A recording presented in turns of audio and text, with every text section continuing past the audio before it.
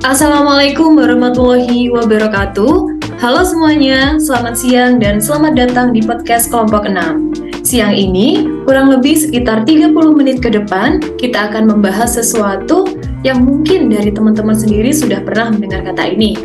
Nah, pasti pengen tahu kan ya? Tapi sebelum masuk ke materi atau perbincangan kita siang ini, mari kita perkenalkan terlebih dahulu host serta narasumber di podcast kali ini. Perkenalkan, saya Ayu Mutrigatul Khairoh selaku host di podcast kelompok 6. Nah, di sini ada narasumber yang cantik-cantik dan ganteng ya pastinya. Narasumber yang pertama ada Kak Sima. Silahkan perkenalkan Kak namanya. Oke, terima kasih untuk Kak Ayu. Perkenalkan, nama aku Putri Ayu Karisma Octavia, bisa dipanggil Sima. Aku dari kelompok 6. Di podcast kali ini aku sebagai narasumber. Oke Kak Sima, terima kasih sudah memperkenalkan diri. Kita masih punya 2 narasumber lagi loh, ada Kak Wanda. Oke Kak, silahkan perkenalkan dulu ya. Oke Kak Ayu, terima kasih atas waktunya. Sebelumnya, halo semuanya. Perkenalkan aku Wanda Violeta Alfiaziza. Aku biasa dipanggil Wanda. Aku juga selaku narasumber di podcast kelompok 6 ini. Oke, terima kasih Kak Wanda sudah memperkenalkan dirinya. Nah, yang terakhir ada satu lagi nih narasumber kita. Pastinya pada penasaran dong siapa satunya. Mari perkenalkan Kak namanya. Halo semuanya, perkenalkan saya Bima Wahinarendra, biasa dipanggil dengan Bima, dan saya juga di sini hadir sebagai seorang narasumber di podcast kelompok 6. Oke, itu dia narasumber kita hari ini. Nah, sekarang sebelum kita semakin jauh, boleh dong kita tanya dulu gimana kabar kakak-kakak di sini selama masa pandemi yang bisa dikatakan belum berakhir sampai saat ini. Dari Kak Sima. Oke, terima kasih untuk Kak Ayu. Alhamdulillah kabar aku baik-baik saja, meskipun ada aktivitas yang sedikit terganggu akibat pandemi kali ini. Akan tetapi, kita harus tetap mematuhi protokol sesuai dengan ketentuan yang sudah ditetapkan, yaitu memakai masker dan hand sanitizer. Tetap semangat menjalani aktivitas dan selalu mematuhi protokol. Terima kasih. Oke, baik. Lanjut ke Kak Bima. Baik, kalau kabar aku ya alhamdulillah, walaupun jenuh dan bosen banget, tapi alhamdulillah semuanya baik-baik aja. Oke, sekarang terakhir nih Kak Wanda, gimana Kak kabarnya? Kalau aku sendiri alhamdulillah baik ya. Meskipun ya banyak sekali perubahan yang aku alami semasa masa pandemi ini, dan juga kebutuhan pun juga pastinya semakin meningkat, tapi pendapatan malah makin menurun. Oke, baik. Sepertinya kabar kakak-kakak di sini baik semua ya. Namun pastinya di situasi ini ada sisi positif dan negatifnya. Tapi alangkah baiknya kita doakan saja supaya pandemi ini segera berlalu dan semuanya kembali normal. Amin. Nah, pastinya kalian semua udah nungguin kan? Di sini mau bahas apa sih hari ini? Apa sih emangnya sesuatu yang mungkin teman-teman pernah dengar tadi? Daripada penasaran, langsung aja kita mulai. Kalian pasti tahu kan dengan kata ini, jihad. Ya, jadi di podcast kali ini kita akan membahas seputar implementasi jihad secara kontekstual di bidang pendidikan, ekonomi, sosial, keagamaan, dan pencegahan radikalisme. Sebelum kita membahas lebih dalam, apa sih sebenarnya yang dimaksud jihad itu menurut pandangan agama? Oke, kita mulai aja deh langsung. Mulai dari Kak Wanda. Oke Kak Ayu, terima kasih. Jadi kata jihad itu kan terambil dari kata jad yang berarti sungguh-sungguh, letih dan sukar. Jihad memang sulit dan menyebabkan keletihan. Secara morfologis, kata jihad berasal dari bahasa Arab yang merupakan bentuk masdar dari fi'il jahada yajahidu mujahatan wa jihatan yang artinya mencurahkan segala kemampuan dalam menghadapi kesulitan. Lafaz jihad jika dirangkai dengan lafaz fisabilillah maka mempunyai arti berjuang, berjihad, dan berperang di jalan Allah. Jadi dapat disimpulkan bahwa kata jihad itu sendiri berarti sebuah perjuangan. Baik, itu dia penjelasan yang sudah dijelaskan oleh Kak Wanda terkait pengertian dari jihad sendiri. Jadi, kesimpulannya adalah jihad itu berarti perjuangan atau usaha untuk menjalankan apa yang diperintahkan Allah. Begitu ya Kak Wanda? Iya, benar sekali Kak Ayu. Oke. Nah, tapi kita dengar dulu nih pendapat dari Kak Sima mengenai pengertian jihad ini. Oke, terima kasih Kak Ayu. Di sini aku akan menjelaskan tentang pandangan jihad dari segi terminologis. Karena tadi kan sudah dijelaskan secara morfologis oleh Kak Wanda. Baik, jadi secara terminologis, jihad sendiri diartikan sebagai semua usaha untuk menjalankan apa yang diperintahkan Allah dan menolak segala godaan untuk berbuat zalim dan kufur.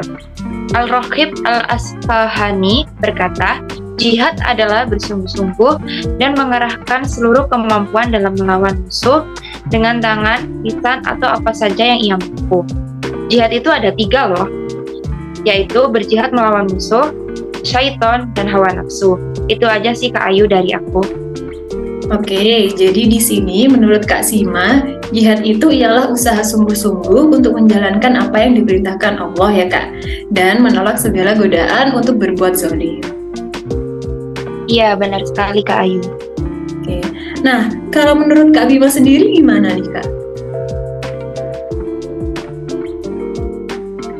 Baik Kak, terima kasih. Mungkin dari yang sudah dijelaskan Kak Wanda dengan Kak Sima sudah menjelaskan detail ya apa yang dimaksud dengan jihad. Mungkin di sini saya hanya mendapatkan sedikit terkait jihad ini. Pertama, jihad itu banyak macamnya dan berperang membela agama adalah salah satunya. Kedua, bahwa jihad berperang membela agama itu hanyalah jihad asgar, sedangkan jihad yang lebih mulia adalah jihad akbar atau jihad dengan mengendalikan hawa nafsu. Yang ketiga, makna jihad bisa berupa apa saja selama ia merupakan ikhtisar yang sungguh-sungguh dan terbaik dari manusia untuk menjalankan perintah Allah dan menjauhi larangannya. Itu dia yang dapat saya tambahkan untuk pengertian jihad kali ini. Baik, Kak Bima, terima kasih atas jawabannya.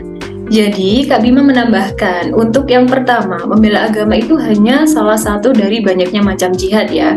Kemudian, yang kedua, jihad yang lebih mulia dari jihad ashar ialah jihad akbar, yaitu mengendalikan hawa nafsu. Dan yang terakhir, jihad bisa berupa apa saja selama ia merupakan ikhtisar yang sungguh-sungguh dan terbaik dari manusia untuk menjalankan perintah Allah.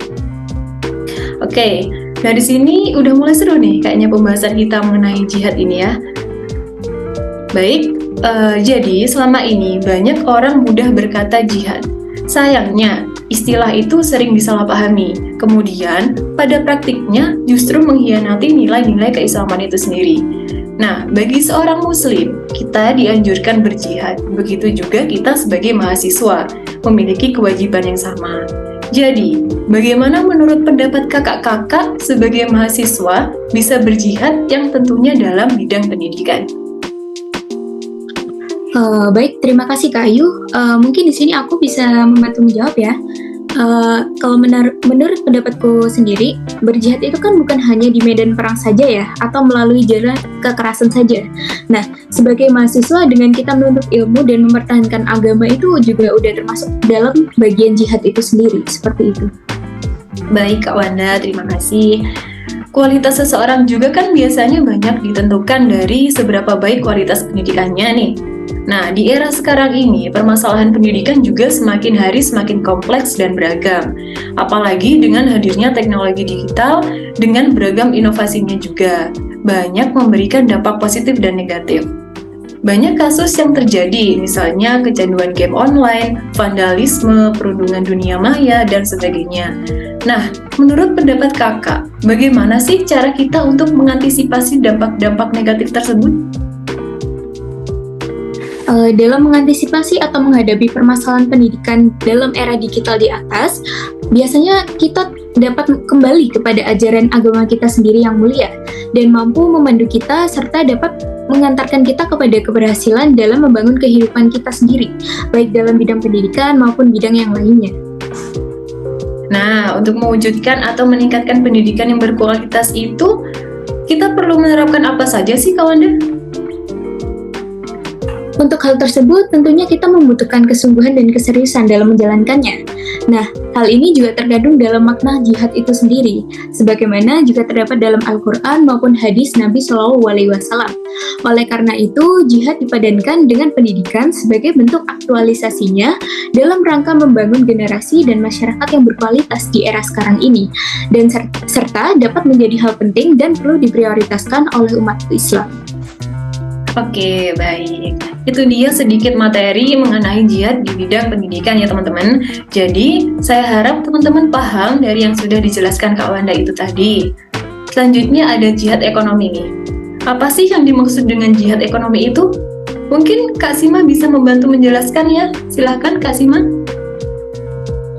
Oke, terima kasih untuk Kak Ayu.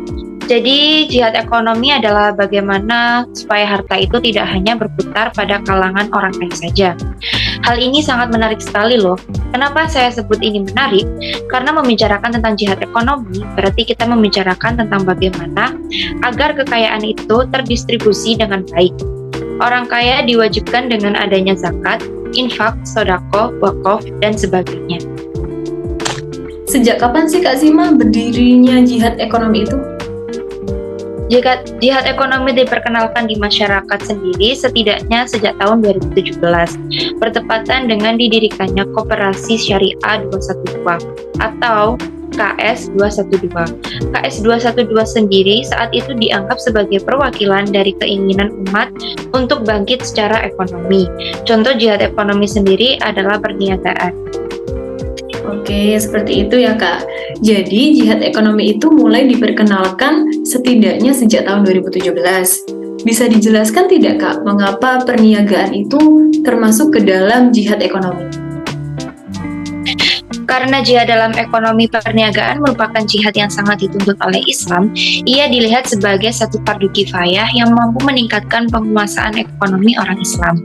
Ekonomi yang mantap adalah keperluan utama untuk membolehkan umat Islam terus bersaing dalam keadaan dunia. Segitu saja dari saya, Kak Ayu.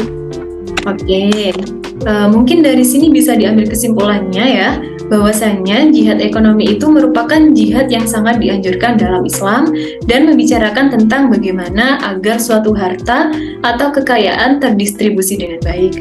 Mungkin penjelasan dari Kak Sima bisa membantu teman-teman yang belum mengerti nih apa itu jihad ekonomi. Oke, selanjutnya ada yang dinamakan jihad sosial nih teman-teman. Jihad sosial itu apa sih? Sebelum masuk ke materi jihad sosial, saya ingin menjelaskan sedikit mengenai jihad sosial ini. Di dunia ini adalah tempat berjihad, kubur adalah tempat istirahat, sedangkan kehidupan sesungguhnya adalah setelah hari kiamat. Nah, pepatah ini menarik untuk dikontemplasi. Hal ini menunjukkan betapa pentingnya jihad sebagai salah satu yang ada di dunia.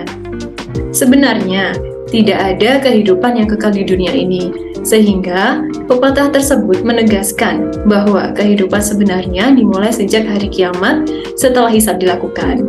Dengan demikian, sakit dan sehat merupakan bagian dari jihad selama kita masih berada di alam dunia. Di masa dunia yang sudah tidak normal ini, wabah dapat menerpa siapa saja dan penyakit bisa menyerang di mana saja. Saat-saat seperti inilah, jihad sosial harus diletakkan di atas hubungan sosial. Hubungan sosial masih dapat dilakukan melalui jarak, misalnya dengan memanfaatkan kecanggihan ilmu pengetahuan dan teknologi. Dalam menerapkan hubungan sosial yang berjarak inilah, diperlukannya adanya jihad sosial. Dulu, hubungan sosial senantiasa diterjemahkan sebagai kontak secara langsung. Bertemu muka dan berkomunikasi secara langsung akan meningkatkan hubungan sosial antara individu. Namun, di era yang abnormal ini, hubungan sosial dapat ditingkatkan dan dieratkan dengan adanya jihad sosial, termasuk berjihad untuk tidak bertemu muka, tetapi tetap saling menjaga komunikasi. Oke, langsung aja deh. Pertanyaan mendasar terhadap hal ini adalah, bagaimana melakukan atau mengaplikasi jihad sosial agar tetap dapat meningkatkan hubungan sosial? Mungkin pertanyaan ini menjadi landasan perilaku sosial setiap orang dalam menyikapi wabah COVID-19 dan wabah-wabah sejenisnya. Baik, mungkin dari kakak-kakak di sini ada yang bisa membantu menjawab pertanyaan ini? Permisi Kak Ayu, aku mau bantu menjawab ya. Oke, Kak Wanda, silahkan. Jadi, jihad sosial itu kan bisa diklasifikasikan menjadi dua jenis nih. Ada jihad jasmani dan jihad rohani. Jihad jasmani merupakan jihad yang melekat pada anggota tubuh atau jasmani kita sendiri. Sedangkan jihad rohani adalah jihad yang melekat dalam hati dan terjawantah melalui sikap dan pikiran kita. COVID sebagai jihad sosial dapat diartikan cuci tangan, olahraga, vitamin, ibadah, dan doa.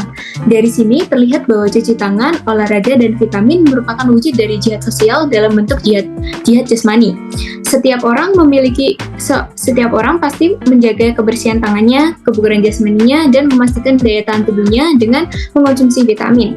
Adapun juga ibadah dan doa merupakan jihad sosial dalam bentuk jihad rohani itu sendiri. Nah, ungkapan cuci tangan dapat menunjukkan bahwa setiap wabah, segala virus harus dilawan dengan mencuci tangan.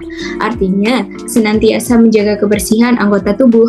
Oleh karena itu, dalam Islam kan juga udah ada hadis yang menjelaskan bahwa kebersihan merupakan sebagian dari iman. Artinya, irisan dari keimanan seseorang itu ada pada kemampuan dirinya menjaga kebersihan. Tidak mungkin kan ibadah kita diterima oleh Allah, tapi tata cara kita bersuci aja nggak sempurna. Nah, disinilah peran air wudhu itu berperan penting sebagai media penyucian jasmani menuju ibadah yang merupakan penyucian rohani. Itu aja sih Kak, sedikit dari aku mengenai jihad sosial.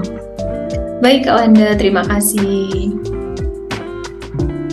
Permisi Kak Ayu, di sini aku mau menambahkan sedikit Kak Wanda. Jihad sosial dalam bentuk jihad rohani merupakan upaya untuk memastikan hati selalu terpaut kepada Allah Subhanahu wa Ta'ala, bahwa ibadah sholat dapat mencegah diri dari perbuatan keji dan mungkar. Sudah cukup menegaskan bahwa setiap orang, terutama muslim, harus menjaga sholatnya. Upaya menjaga sholat akan berimbas pada jihad sosial dalam bentuk karakter dan pola pikir. Selain itu, Allah menjamin ketenangan hati orang-orang yang sholat dan orang-orang yang tidak lalai dalam sholatnya. Hati yang tenang, jiwa yang tentram akan selalu berpotensi pada daya tahan jasmani si pemilik hati tersebut. Tak kala daya tahan jasmani terjaga, imun tubuh terbina, tentunya virus akan sulit masuk ke dalam jasmani seseorang itu. Sebaliknya, jika hati yang gundah akan berpotensi mengacaukan pikiran. Pada akhirnya, daya tahan tubuh akan melemah. Wallahu a'lam. Itu saja Kak Ayu, tambahan dari saya. Wah, terima kasih Kak Wanda dan Kak Sima sudah bersedia menjelaskan mengenai jihad sosial ini ya.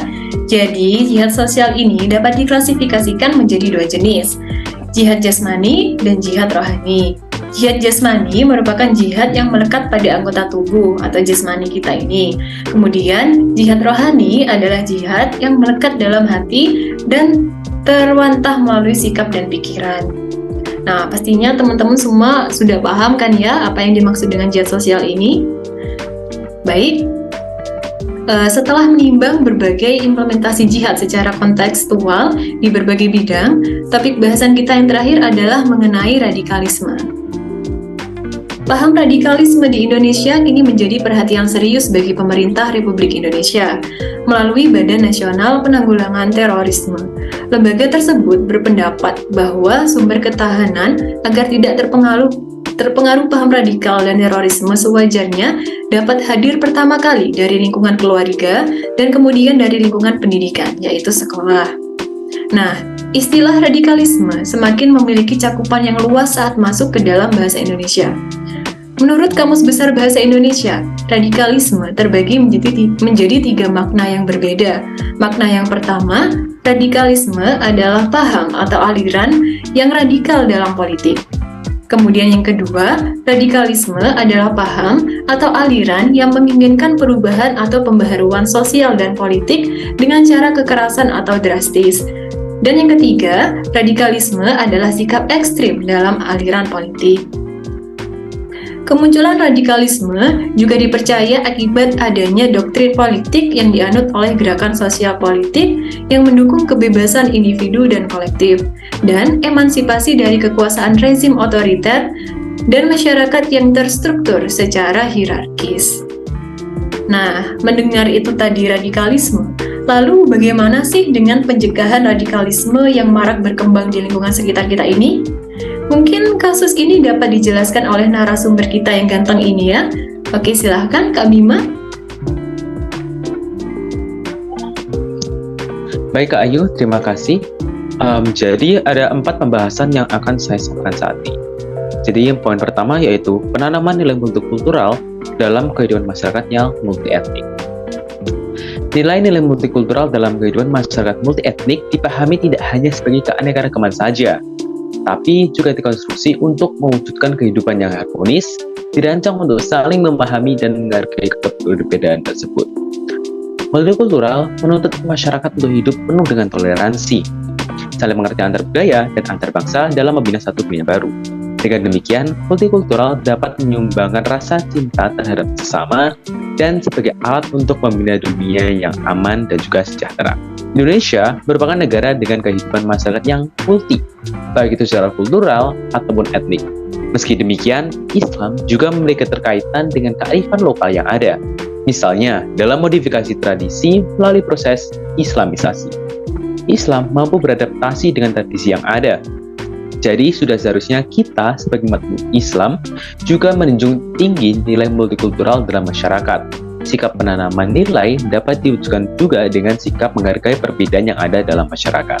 Selain itu, dapat diwujudkan pula melalui penyuluhan secara merata mengenai anti-radikalisme ke setiap lapisan masyarakat tentang ancaman radikalisme melalui pihak ketiga yang cukup berkompeten. Kemudian poin yang kedua, yaitu penanaman nilai melalui lembaga pendidikan formal maupun non-formal. Penanaman nilai melalui lembaga edukasi merupakan salah satu cara untuk mencegah adanya radikalisme yang kian menyebar. Dalam metode yang kedua ini, subjek daripada metode yaitu para siswa-siswa yang masih mengenyam bangku sekolah. Langkah praktikal yang dapat dilakukan yaitu melalui sosialisasi dalam bentuk pembelajaran. Misalnya, penyuluhan materi melalui mata pelajaran atau mata kuliah pendidikan agama Islam. Mengapa pendidikan agama Islam? Karena dalam pendidikan agama Islam, peserta didik tidak hanya mendapat pengetahuan mengenai keagamaan saja, melainkan juga mendapat nilai-nilai moral yang dapat diaplikasikan di kehidupan sehari-hari, yang mana salah satunya yaitu penanaman nilai anti-radikalisme. Penyuluhan melalui lembaga pendidikan dirasa sudah tepat, karena peserta didik, terutama remaja, menghabiskan waktunya di sekolah, dan diharapkan peserta didik dapat memahami dan menerapkannya dalam kehidupan sehari-hari atau di lingkungan masyarakat. Kemudian poin yang ketiga, yaitu bijak dalam bermedia sosial. Salah satu penyebab menyebarnya sebuah paham radikalisme tak lepas dari pengaruh adanya media sosial, khususnya penggunanya yaitu anak muda. Berita yang bohong, berita tidak benar, teori konspirasi, dan lain sebagainya merupakan salah satu ancaman tersendiri bagi pengguna sosial media. Penyebaran paham ini biasanya melalui jejaring Instagram, Twitter, Facebook, dan lain sebagainya. Dalam hal ini, diperlukan peran dari lingkungan sekitar, baik itu orang tua maupun masyarakat sekitar dalam menciptakan sikap yang bijak dalam bermedia sosial.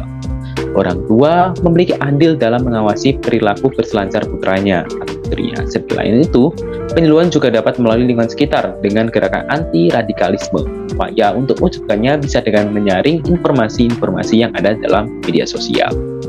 Kemudian poin yang keempat, yaitu penanaman nilai religius pada diri individu. Iman dan pendirian yang kuat dan kokoh juga merupakan cara untuk mencegah radikalisasi. Islam merupakan agama yang damai dan mulia. Radikalisasi merupakan sesuatu yang bertolak belakang dengan Islam.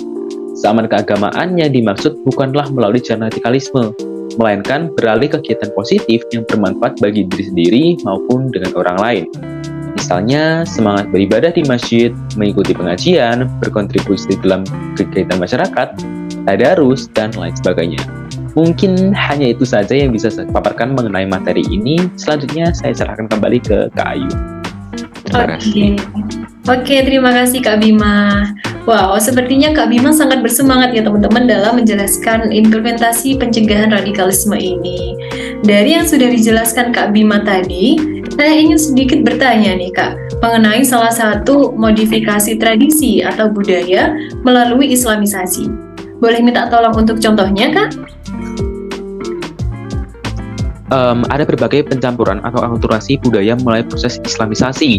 Misalnya yaitu budaya tumpeng, tradisi kenduren, dan lain sebagainya. Oke, baik. Terima kasih Kak Bima. Penjelasannya sangat panjang dan pasti teman-teman juga akan paham terkait pencegahan radikalisme ini ya.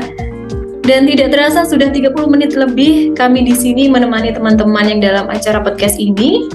Dari keseluruhan materi yang telah dijelaskan oleh para narasumber kita, dapat diambil kesimpulan bahwasanya jihad itu berarti perjuangan atau usaha untuk menjalankan apa yang diperintahkan Allah. Ada banyak macam-macam jihad. Pada bahasan topik ini, kita membahas mengenai jihad di bidang pendidikan, ekonomi, sosial, keagamaan, serta pencegahan radikalisme. Nah, dari materi yang sudah dipaparkan tadi, semoga teman-teman yang mendengarkan podcast kelompok 6 ini bisa belajar mengenai implementasi jihad di bidang pendidikan, keagamaan, sosial, ekonomi, serta pencegahan radikalisme. Tidak lupa ucapan terima kasih kami ucapkan kepada para pendengar yang telah bersedia meluangkan waktunya untuk mendengarkan podcast kelompok 6 kami ini. Terima kasih juga kepada narasumber-narasumber yang sudah hadir di sini, yang meluangkan waktunya juga untuk memberikan pengetahuannya yang sangat bermanfaat. Terima kasih ya Kak Sima, Kak Wanda, dan Kak Bima. Terima kasih kembali Kak Ayu telah bersedia menjadi host pada acara podcast kita kali ini. Ya. Iya Kak Ayu, sangat bersemangat ini kayaknya. Kita ingin belajar mengenai pembahasan ini juga deh. Iya kakak-kakak, aduh benar sekali. Saya juga pengen tahu nih apa dan bagaimana jihad itu. Mungkin demikian podcast kelompok 6 kami. Terima kasih telah mendengarkan episode implementasi jihad di berbagai bidang, dan sampai jumpa pada podcast selanjutnya. Wassalamualaikum warahmatullahi wabarakatuh. Wah.